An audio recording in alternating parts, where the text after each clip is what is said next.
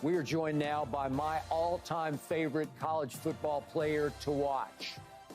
A guy once known as Johnny Football, who won the Heisman Trophy and beat Saban at Saban as a freshman. First ever to do that as a Heisman winner at Texas A&M.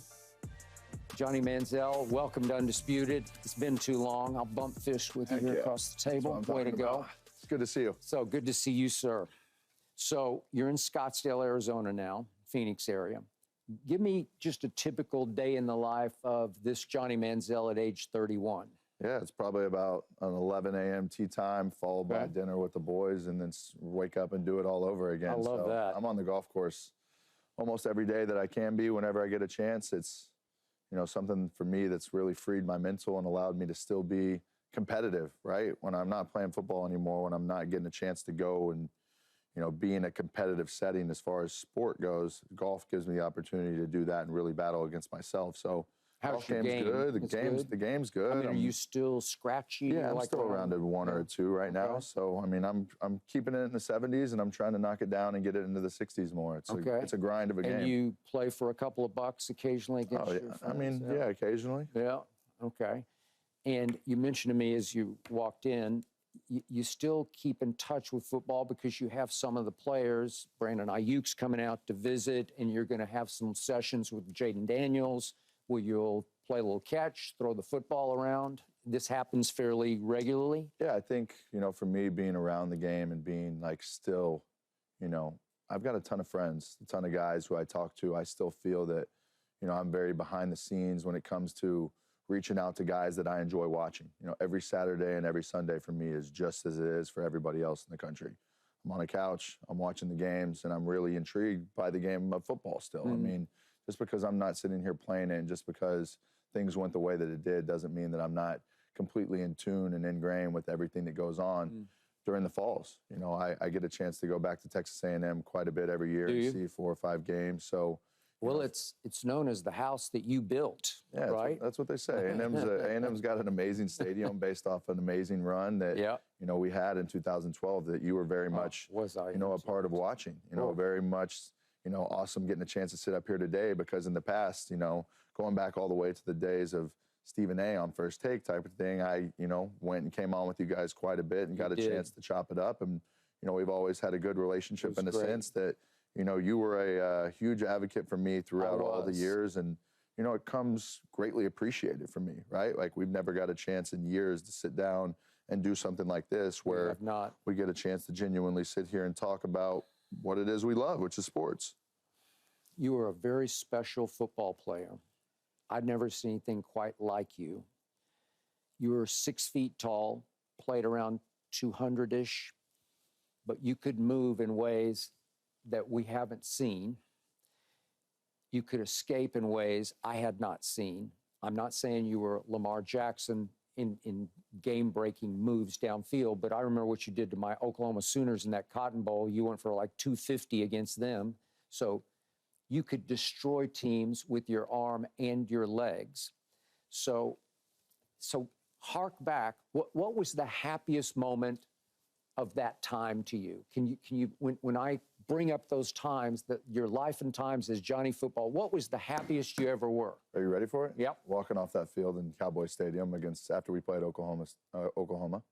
I think the Cotton Bowl game, as I look back on the whole thing, my high point of my whole college career was walking out of that stadium because, as you know, during those times, I go and win the Heisman as a freshman. The question that came about after that Heisman Trophy ceremony was, is this guy doing too much off the field? I had to do a lot of things for, media, Texas A&M, a lot of things like that, to where I wasn't at as many practices as I was supposed to be. It didn't look like I was locked into that bowl game.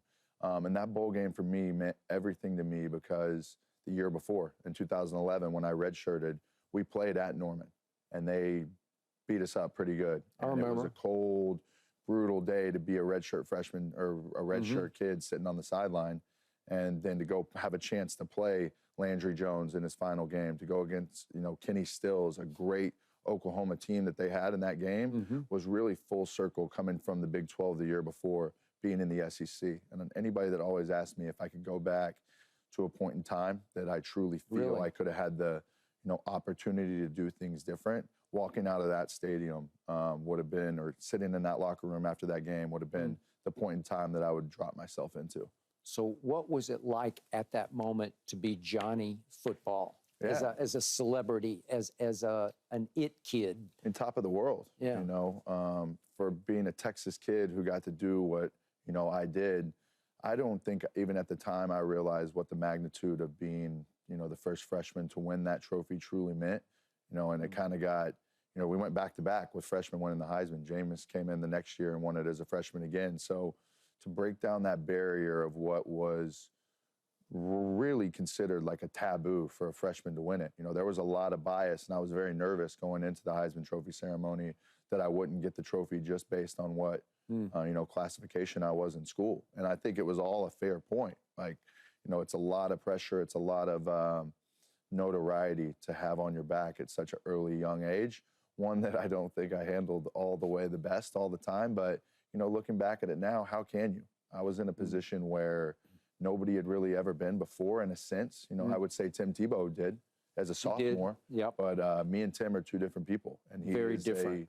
He is a solid person, especially at that person in his journey. And I think I was built a little bit more on smoke and mirrors at the time of who I was on a personal level. Interesting. So then, what was the lowest point in your football career? Where did you hit bottom in your football career? I think walking out of that stadium after we played the Cincinnati Bengals in my first start at home in Cleveland, the week before we had played Buffalo and I got a chance to get in. And I remember just going through the whole process of having an unbelievable amount of nerves. At that point in time, when you're on an NFL level and you're on a, starting quarterback of a team, you can't really show weakness. You don't have the opportunity to show that you're a little nervous or you're a little scared about what the moment is. And I went from a person in college that was never shied away from the moment, never backed down from getting an opportunity to walk into the biggest, baddest, best stage ever. And then, walking into that stadium in Cleveland to start that first game was like, the first time I had really questioned my ability in a stadium in front of people. And when you question your ability in yourself, I think it oozes out into your play on the field. So, a low point is walking out of that stadium that day and not scoring a single point. And probably for the first time, maybe ever in my entire football career, we don't even put 3 points. We don't even get a chance to kick a field goal. No. We don't go down and score at least one touchdown in that game. So, the personal side of things where you start to question your ability and really, is this what I'm meant to do? Is this what my calling is? Am I as good as what I remember I am, type of thing? So I did enjoy the Netflix documentary on you. I assume you thought it was pretty to very good. Did it come out the way pretty much you wanted? I think for me, it came out the way that I wanted, not in the sense of telling the entirety of the story. Yeah, a person like you who's been so, step by step and right along my whole journey from Texas A&M to Cleveland to life after, it's changed my daily interaction with how I walk around and people view me in the world. That is something that I can't really put a price on. So yes, I think it was an awesome opportunity for me to get a chance to tell part of my story. But the way that people come up to me now is in such a better manner than what it was before. For years, after getting cut in Cleveland, I think, people were very down on me and had every right to be based off the way that I was, how I acted, really that persona that made me the Johnny Football persona that I had was tired and played out, and people were kind of sick of it. And it would show in my day-to-day interactions with people. And since the documentary has dropped, life is positive. People who come up to me it's more of the sense of, hey, good to see you. Glad you're here, man. Wish you nothing but the best. That's interactions that I get in life today that I didn't get before the documentary came out. So the one shock to me from the doc was that you said, and I don't want to put the words back in your mouth, but that you didn't love football that much, that you didn't want it that badly. It wasn't the be-all and end-all for you. And I didn't know that, or I would have treated you a little differently, because I don't think it's what you thought you were born to be in the very end. Is that fair? Yeah, it's fair to say. I think, you know, just because you're incredibly good at something and very talented and you've got yourself to this position. I remember people in my camp, my agent and the people that were around me would always ask me and be like, listen, you can come to us and tell us if this is something that you don't want to do. We can go do X, Y, and Z, and like life will still be great. Nobody's going to view you in this sense. And I look back at that, hearing those words now and understand what it meant. And at that point in time, I don't think I had the, you know, ability to look at that and say, you know what, even though I have all of this, maybe it's not what I truly want to do. For me, I left school 2 years early. Mm-hmm. So, you know, how am I going to make a decision to leave Texas A&M with 2 years of eligibility left and then get to the NFL game and then in such a short period of time, you know, say that I don't love the game? Does that make a lot of sense? So, you know, I think for me and the way I view it now is college football is the sport that I genuinely, truly love. If I'm going to go watch anything on a weekend or in the fall, I'm going to a college football game. Mm-hmm. The NFL is great. I love the product they put on the field. It is truly the best of the best. And I'm very thankful for that I got the opportunity to even have a chance to play in that league. But however, I'm rooted in college football. And no days for me will ever be better than Saturday in the SEC.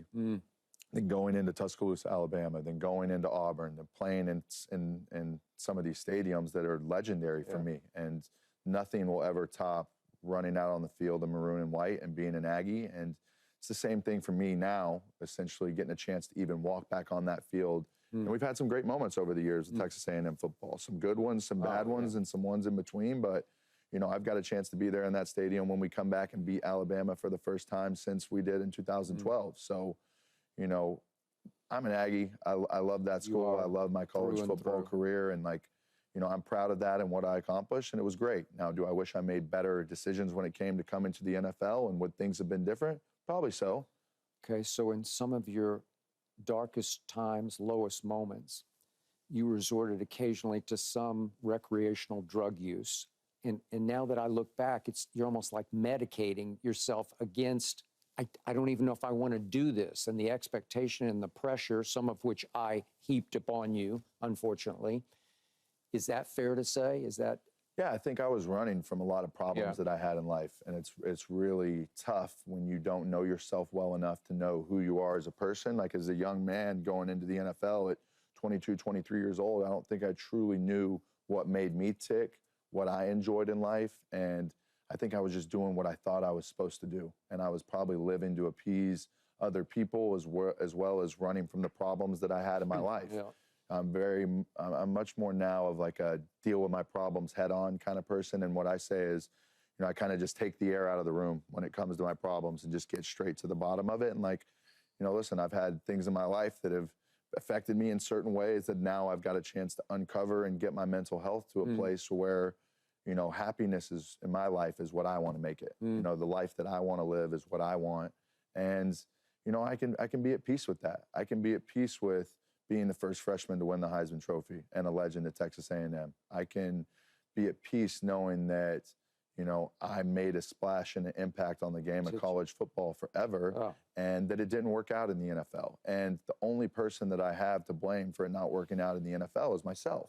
You know, to go into that league, you see guys all the time, what it takes, the grind, the work ethic, all of it. And if you don't have it all bundled into one, you're going to have some failures. And, you know, at that point in time in my life, I wasn't able to handle the things that came with being an NFL quarterback. And at the end of the day, it's a shame. It's too bad, but it's the way life went and what I have to work with. So it's on to the next type of mindset for me. When you walked in the studio, you glanced at the highlights of yourself running on camera in the monitor, and you said, that was pretty good. You did that, you achieved that, and you have made peace with what you did achieve, because you can't take that away. And that's a beautiful, like, you're in a good place now with yourself. Yeah, very much so. Very much. I mean, look back at these plays and stuff. Like, I got a chance to go and do some amazing things. Like, altogether, was it exactly what I wanted or what I envisioned? No. But sometimes that's not how life goes. You know? I got a chance to make some amazing friends, some amazing memories, and some amazing brothers. There is nothing that'll ever affect my life in the same way that it, walking into these locker rooms and getting a chance to walk into these stadiums and play this beautiful game we called football. I mean, it is a great game. It is a great sport, and one that I feel very, very lucky that I had the opportunity to do the things that I did. It's a blessing. Yeah, it is. So I got so fired up. I so believed in Johnny football that when you sent that text to Dow Loggins, remember this on draft night, and you're falling down the first round, but Cleveland's sitting there with Jimmy Haslam in the war room, and you said, let's wreck the league. Remember you sent that text? And I thought, yeah, that's what he's about to do. So silly me, I went so far as to say you could become bigger in Cleveland, Ohio than LeBron James, because football is king in Cleveland, as you found out.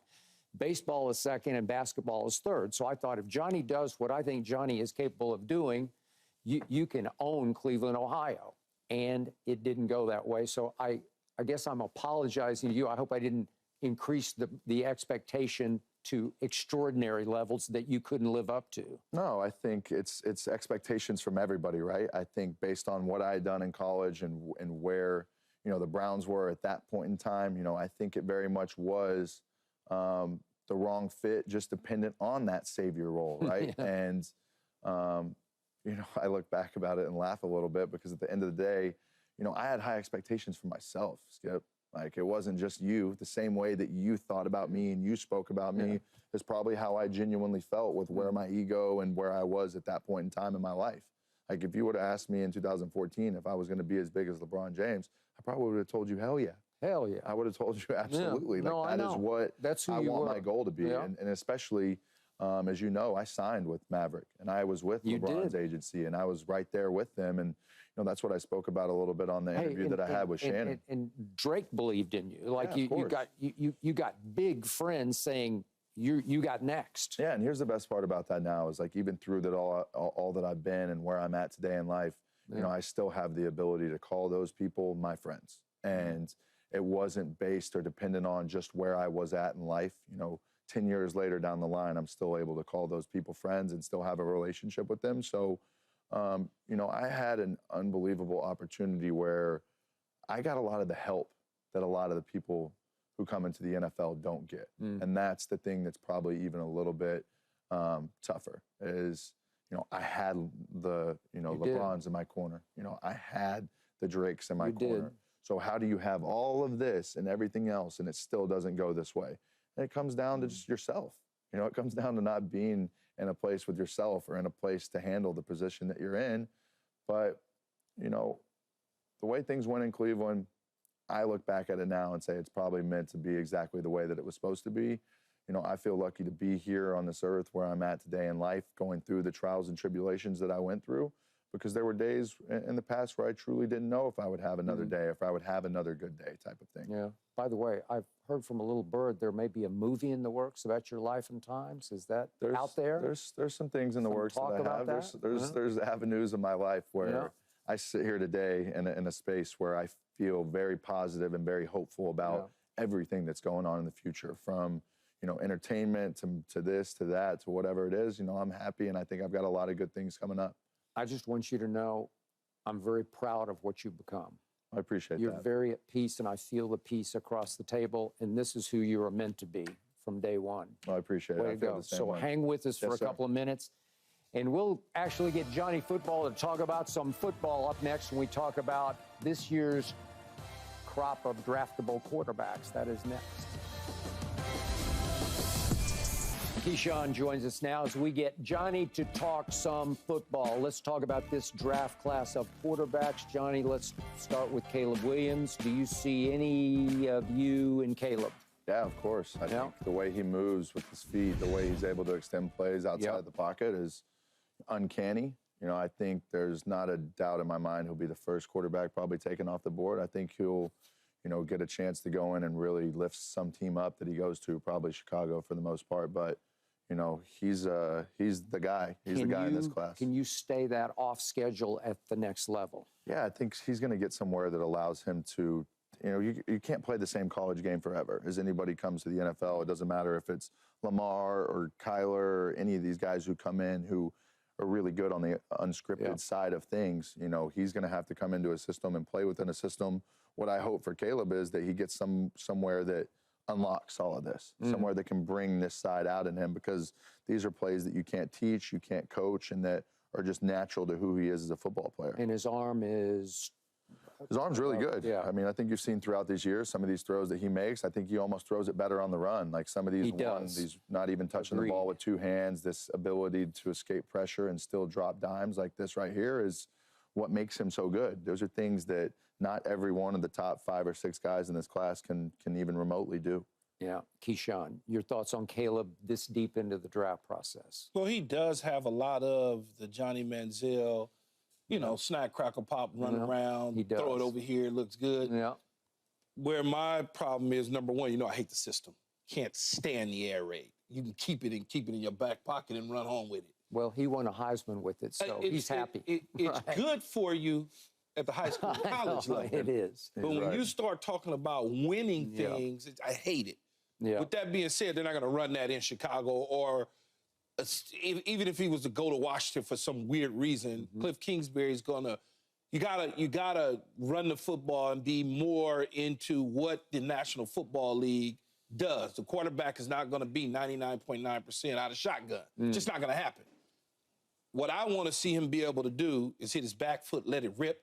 I want to be able to see at times, I want to see him get out on half sprint rolls, full rolls, whatever the case is, to utilize his ability to get outside the pocket. Because the off-schedule stuff that we continue to keep seeing, it's not going to happen in the National Football League. It'll happen here and there, but if he makes that a habit, as I always tell you, Skip, there's a guy who's probably about 6'5", about 290, with a big old beard, and he mad, he got tattoos everywhere, and he got car seats in the back, and they got on his nerves late at night. His kids, he's looking to hunt you to get you. And we've seen these type of quarterbacks every single year come into the league, and they don't last. No. Okay, because they get hit, they get beat up. When you start running around and doing all of those sort of things, you get punished. And that's the thing that scares me the most about Caleb. Do I think he's going to go to a good situation, eventually get good coaching and good quarterback play and all of? Yeah, I think so. I think so. Although I still would take Jayden Daniels before him. Yeah. Because I just like Jayden more. All right. Johnny, Jayden, you know? what do you see? Yeah, I love Jayden. I mean, obviously we're sitting here splitting hairs between 2 Heisman Trophy winners over the last 2 years, but I see, you know, to rush for 1,000 yards in the SEC is a feat in its own. You know, to have the season that he had this year, I think out of this draft class, I would call Caleb 1A and Jayden 1B if I was like splitting hairs between what it is. I think he has the most potential out of anybody in this entire draft. See this class. cut right here? That just makes me die right there. He's got the ability of like a similar ability. He doesn't run it as well as Lamar does, but he has a similar ability in that. He can take off running at any time and really has the cuts. He's able to move and, you know, do exactly what he wants to out there. I think, you know, he's just going to have to continue to progress as a passer, and that's just like what it is. He's better arm Caleb, Jayden. I think Caleb has a better arm than Jayden does. I think Jayden will come into his own when he's starting to make some of these throws. Like, you know, as you get into the NFL and as he gets through these training camps and gets through his first season, like Keyshawn is saying, he's going to have to drop back and throw off your back foot and plant it. These hitches that you get in college are just non-existent in the NFL. You can't be late when it comes to throwing a 3-step out route to the to the corner, and like there's certain throws that, you know, you have to make and you have to make on time, and if you don't, one of these corners in the NFL is taking it the other way. It's the same thing as playing my position from college to the pros. In college, I caught a hitch, Skip. I turned around, I looked at the dude, faced him up, boom, boom, gone. I tried that in the pros, faced him up, and LeVon Kirkland was coming from the inside. They forced me back in. I didn't know no better. Cracked my sternum. I played with a donut my entire season because of that. I got you. You got to learn. It ain't the same. All right. Last big X factor is J.J. McCarthy, supposedly rising up draft boards. What do you see? What do you feel? I mean, I think you look at the guy and you put the respect on his name that he deserves. I think he's a national champion. He's a guy that got, you know, it's not his fault they didn't ask him to do more than what he had to do when he was at Michigan. But I know with the run-heavy offense, within, you know, a Harbaugh NFL kind of system that they ran, he's probably going to have the easiest time in transition of coming into an NFL locker room. Like so you would try him? You would take him top 5, 6, 7? I mean, I have nothing negative to say about him because all he's done is be incredibly clutch. All he's done is come in and make the throws that he's needed to make. And as you look throughout, you know, the games that they played on their run to the national title, when it counted and when he needed to step up, he's probably been one of the clutchest quarterbacks in this draft class, I would say. Would you take him over Drake Maye? Ooh, that's a really good question. I don't know. I don't know if I would. I think you put them really, really close. I watched J.J. McCarthy play more games in college than I definitely watched Drake Maye play. So, you know, just based off what I've watched, I think you can make a case for it. Yeah. Which way? You're leaning Drake Maye because you're down on. I think you still wouldn't take JJ in the first round. I just don't have enough body of work, Skip, to reach. I'll never reach for somebody just because I have a need. Because if I can find somebody to fill that need and not have to reach, how can I reach for a guy that has 160-some passes in the entire college career? It's tough to do that. Hey, you're great today. Loved having you. Love you, man. Look forward to having you back again soon. Anytime. Way to go. Appreciate you, my friend. Way to go. Good luck with everything, too. Thanks for watching, Undisputed fans. Do you want more highlights from the show? Make sure to click that subscribe button for all the exclusive content from Undisputed.